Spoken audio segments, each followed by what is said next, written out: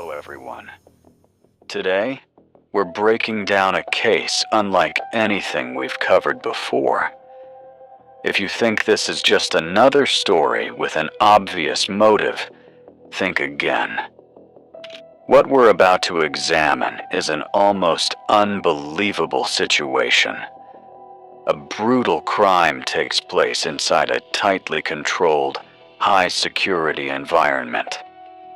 The entire incident is captured by surveillance cameras, yet the shooter somehow gains an enormous head start and manages to leave the country. And the most puzzling part of this investigation is that the person who unknowingly creates the perfect escape window for the offender is the victim's own husband. How is that even possible, both legally and practically? What would make someone ignore emergency responders and conceal the sound of gunfire inside their own apartment? Let's go through the facts. The morning of April 16th, 2026. Mexico City.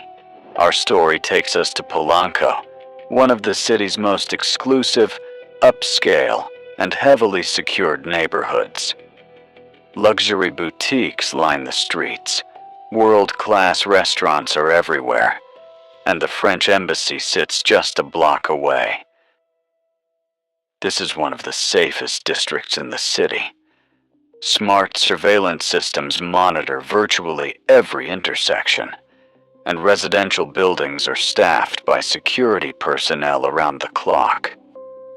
On that seemingly ordinary morning, a man walks confidently into the local prosecutor's office. His name is Alejandro Herrera. He's not alone. His personal attorney is standing beside him. Alejandro approaches the clerk on duty and, without any visible emotion or hesitation, calmly says that his wife's body is inside their apartment. Let's stop for a second and think about that from a normal human perspective. You find the mother of your daughter with no signs of life. What's the first instinct for almost anyone? Call emergency services immediately. Contact the police from the scene. Try to perform CPR. Do something. But Alejandro ignores every one of those basic instincts. Instead, he contacts an attorney first, establishes his legal strategy, leaves the apartment, and personally goes to a government office to give his statement. It's hard not to notice how calculated that sequence of events feels. It sounds far more like the actions of someone carefully thinking several moves ahead than the reaction of a husband overwhelmed by shock. Investigators immediately respond to the address in Polanco. Officers enter the luxury apartment and find Carolina Flores exactly where Alejandro said she would be. The young woman has passed away. Crime scene investigators secure the residence and begin collecting evidence. The physical evidence leaves little room for doubt. A firearm was used. According to the official forensic report, Carolina suffered 4 gunshot wounds. The round struck her left cheekbone, her neck, and entered the back of her head twice from different angles. On the floor, investigators recover between 6 and 7 spent 9mm shell casings, along with 4 intact projectiles collected as evidence. Everything about the scene indicates the shots were fired with the clear intent to leave no chance of survival. While Carolina's body is being prepared for transport to the medical examiner's office, and investigators officially open a criminal case into an intentional homicide, another team of officers makes a discovery that changes everything. In another room of the very same apartment, they find someone alive. It's Carolina and Alejandro's 8-month-old son, Alex. He's completely unharmed, calm, fed, well cared for. At that point, one thing becomes impossible to ignore. Alex had not been left alone. Someone had been looking after him inside that apartment, just a few feet away from the scene of the crime. And this is where the investigation runs into the timeline that completely shatters the original theory of what happened. The medical examiner examines Carolina and reaches a firm conclusion. She did not pass away that morning. The gunshots were fired almost 24 hours earlier, during the afternoon of April 15th. Take a moment and put those facts together. An entire day. For nearly 24 hours after the gunfire, Alejandro never leaves the apartment. He remains inside with his wife's body and his infant son. His cell phone is working. He has full access to the outside world. Yet he creates complete silence around himself. During those hours, the person who pulled the trigger had more than enough time to pack, drive to the airport, check in for an international flight, and disappear onto another continent. Alejandro didn't just stay silent.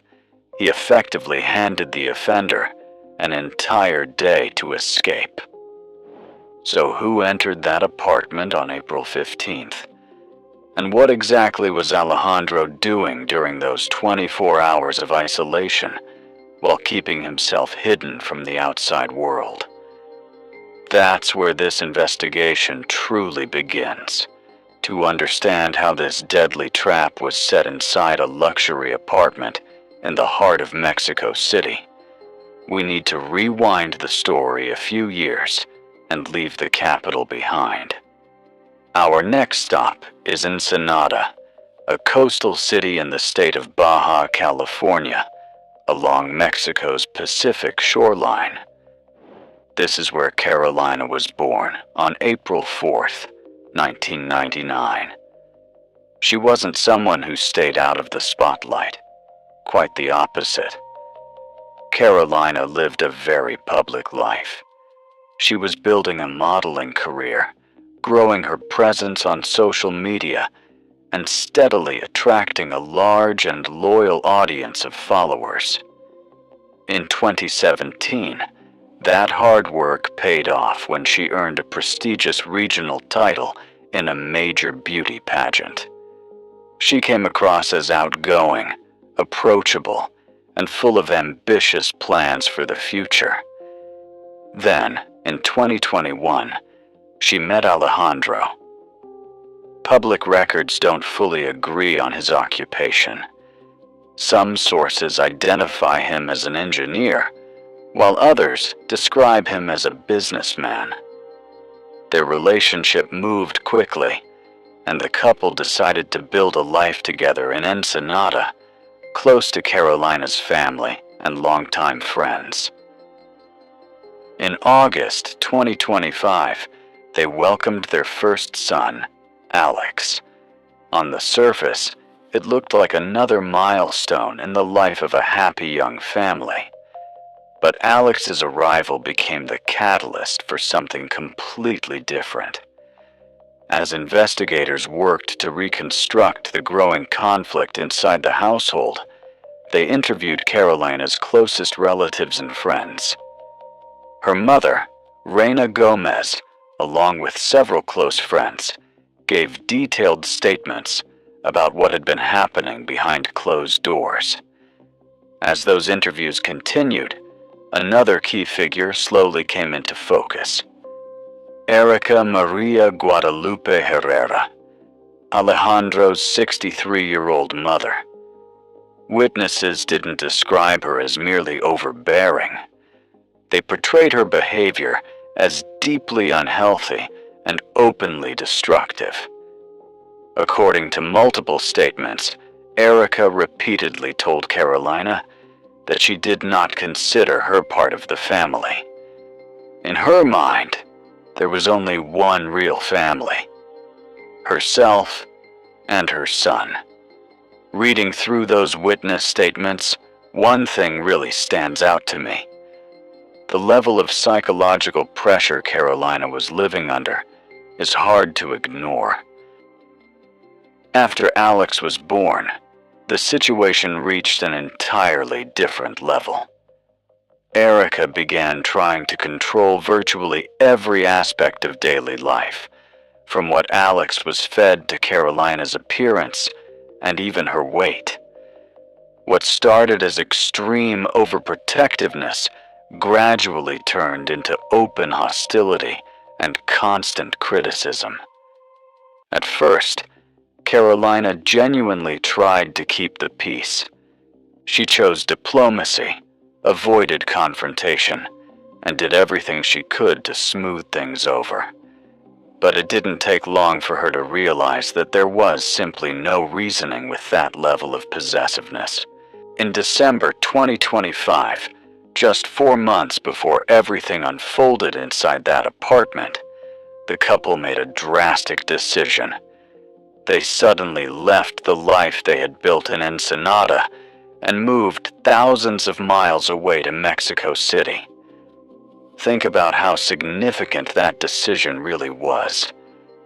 Carolina walked away from the city where her career was taking off, where her parents lived, and where she had the strongest support system in her life. When they moved, they even had to leave behind their golden retriever, Luca, in the care of Alejandro's mother. This didn't look like an ordinary relocation for a better job or a fresh start. In reality, it looked much more like an escape. A physical attempt to put as much distance as possible between themselves and Alejandro's mother's constant presence.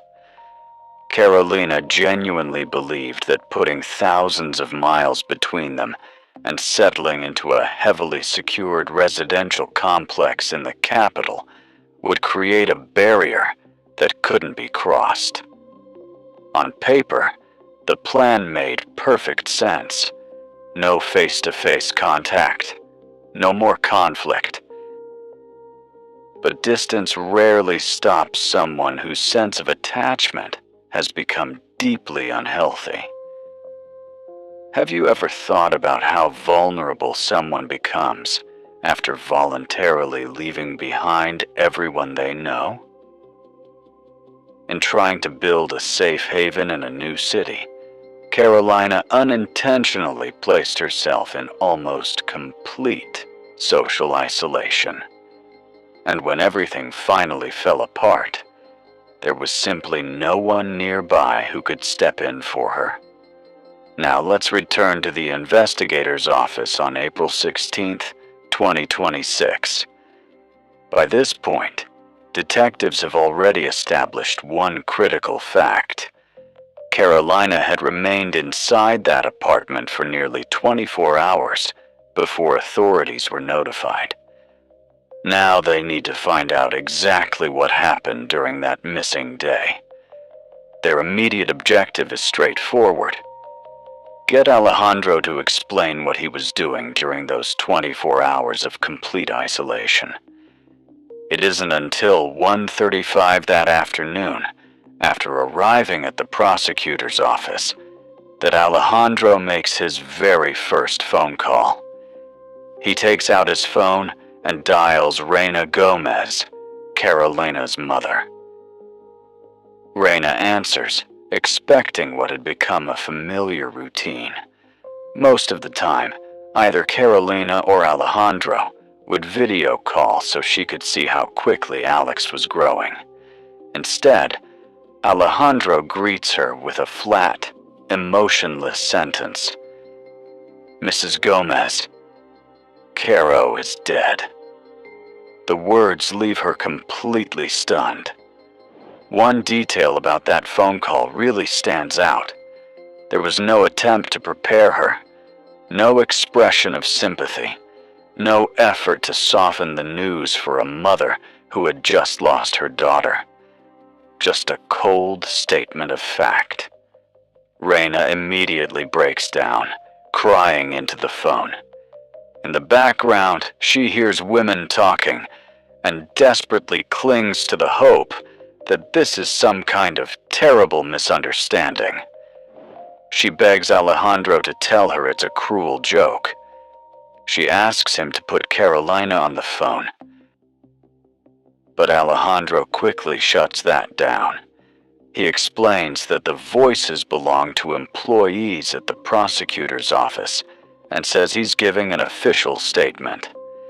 Then he adds one sentence that immediately changes the direction of the entire investigation. My mother was the one who shot her. At that moment, investigators officially identify their first suspect, Erica Maria. The next question investigators ask Alejandro is the one that matters most. Why didn't he contact emergency services immediately? His answer leaves detectives stunned by how cold and calculated it sounds. According to Alejandro, his only priority during those hours was protecting Alex from the legal system. He claimed he was terrified of what would happen once police arrived. His reasoning was simple. Since they had no relatives in Mexico City, he believed responding officers would immediately place Alex into temporary protective custody while the investigation was underway. So what was Alejandro actually doing while the person accused of pulling the trigger was leaving the city without interference?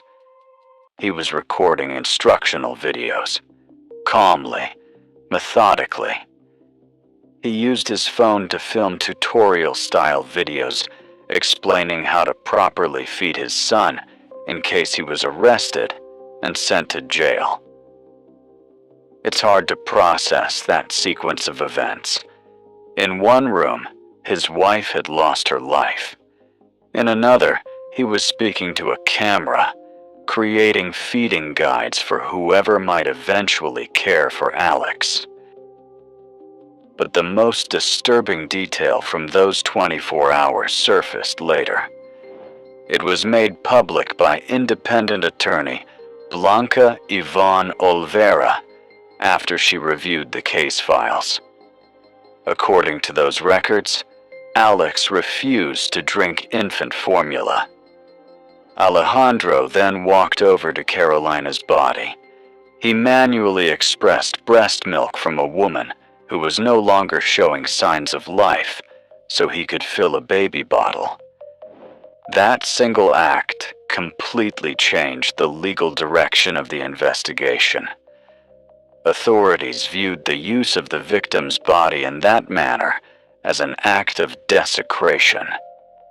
That disturbing detail prompted prosecutors to reconsider their original findings. On April 21st, 2026, the prosecution officially changed the classification of the case. The original intentional homicide charge was removed from the file. Instead, prosecutors reclassified the case as femicide, a charge under Mexican law that includes aggravating factors involving extreme cruelty and degrading treatment of the victim. Investigators now had a detailed timeline of Alejandro's actions inside the apartment. The next urgent question was obvious. Where had the armed suspect gone during the 24 hours Alejandro had unknowingly provided? Mexico City investigators immediately began tracing possible escape routes. They requested records from transportation hubs and airports, covering April 16th. That's when they discovered an extraordinary coincidence. At the very same time, Alejandro was sitting inside the prosecutor's office, giving his statement. His mother was physically leaving the country. Step by step, detectives reconstructed her route. She purchased a ticket for an international flight, cleared customs without incident, and departed Mexico. After a layover in Panama, she eventually landed in Venezuela.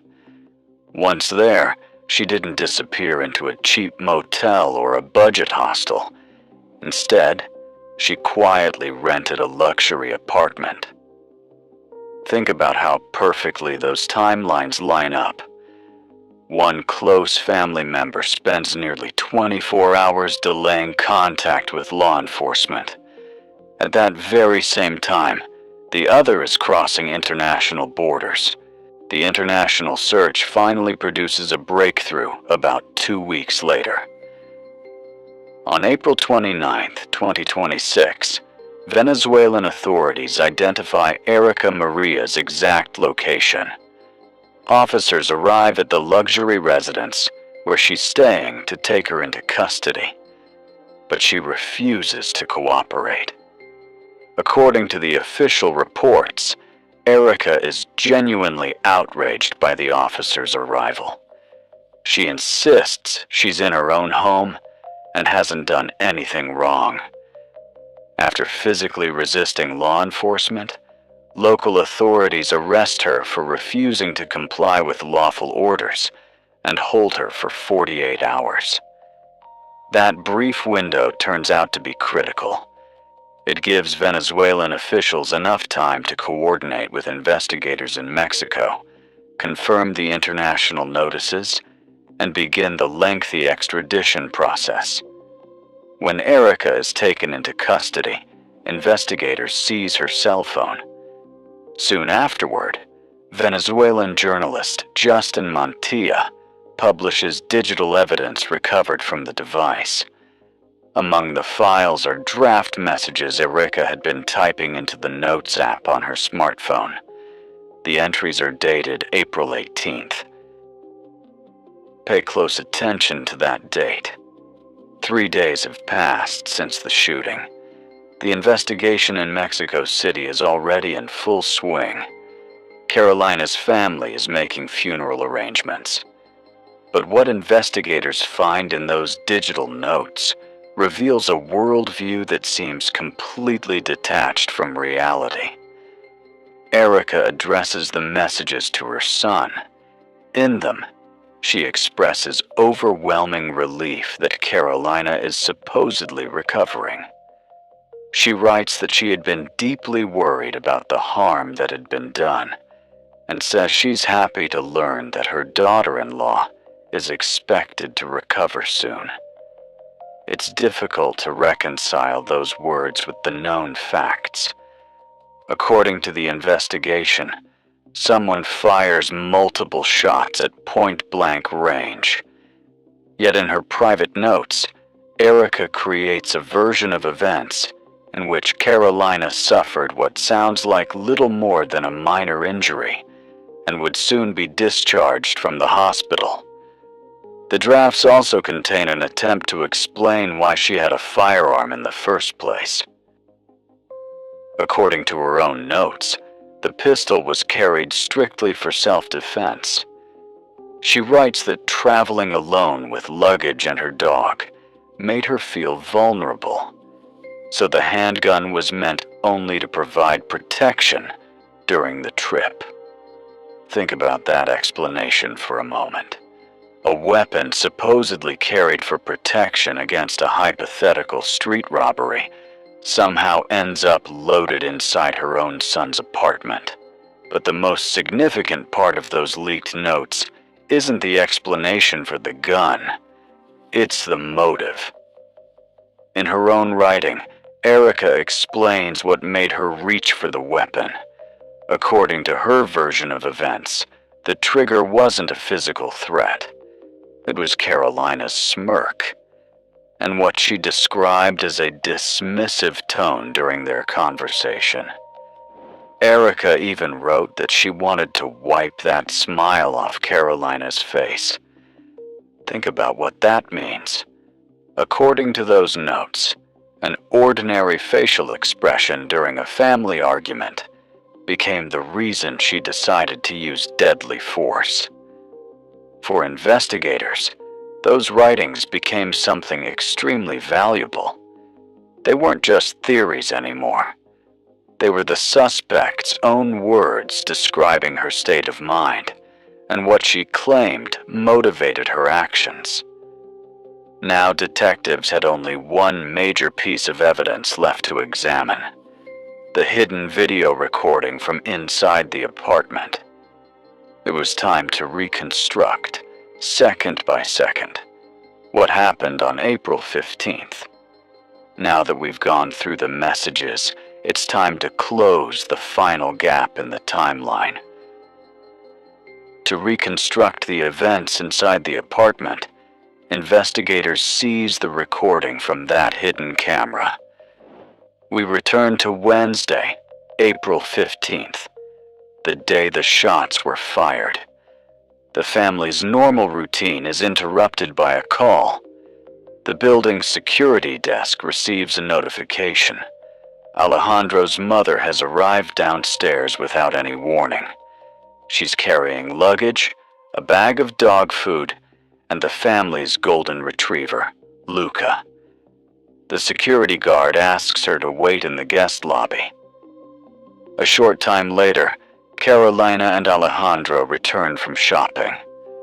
Not wanting to leave her downstairs, they bring her belongings upstairs and invite the unexpected guest into the apartment. This is where the investigation's most important silent witness comes in. Near Alex's crib in the living room sits a portable baby monitor with a built-in camera. It captures part of the room and records audio continuously. The family used it to keep an eye on Alex while they were busy elsewhere in the apartment. Without interruption, that camera records everything that happens next. What's remarkable is how completely ordinary everything looks, just minutes before the situation changes forever. Nothing in the footage suggests an argument is about to happen. Everyone is simply sharing the same space. Carolina changes into a comfortable robe. Erica then asks her son to take Alex into the bedroom because she wants to speak with Carolina privately. Alejandro agrees. He picks up Alex, walks into the bedroom, and closes the door behind him. The two women are left alone. The conversation begins in a completely calm, ordinary tone. They're casually talking about an upcoming road trip. At one point, Erica asks for a glass of water. Carolina gets up and walks into the kitchen. Both dogs happily follow her.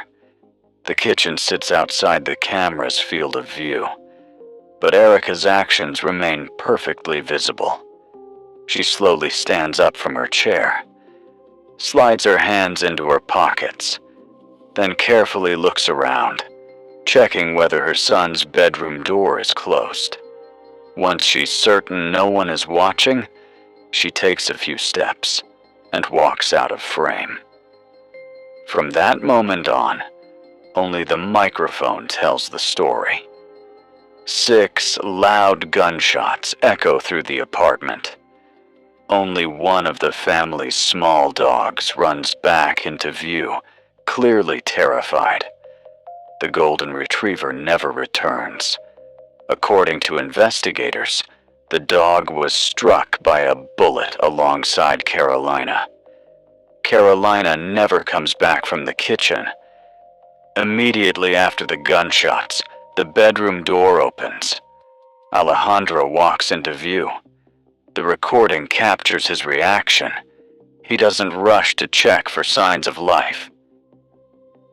He doesn't reach for his phone to call emergency services.